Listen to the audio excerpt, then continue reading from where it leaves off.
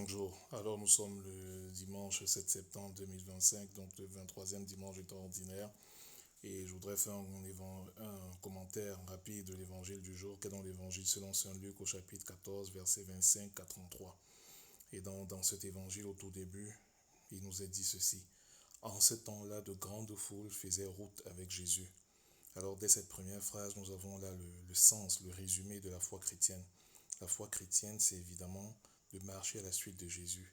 Et le rêve de Dieu notre Père, évidemment, c'est de voir une foule nombreuse marcher à la suite de son Fils, qui est notre Seigneur et notre Dieu, notre unique Sauveur. Mais Dieu notre Père voudrait également que par notre baptême, nous soyons véritablement des alter Christus, des êtres semblables à Jésus.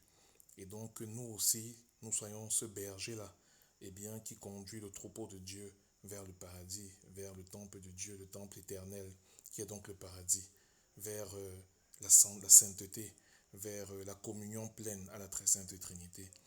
À travers notre vie de prière, et notamment la prière du très saint rosaire, à travers la célébration eucharistique à laquelle nous sommes appelés à participer, et à travers toutes les grâces que nous donne, les moyens que l'Église nous donne pour pouvoir participer à sa vie, nous pouvons être le berger du troupeau de Dieu. N'hésitons pas à entrer dans cette vocation sainte qui est de sanctifier et de nous sanctifier et de sanctifier le monde entier.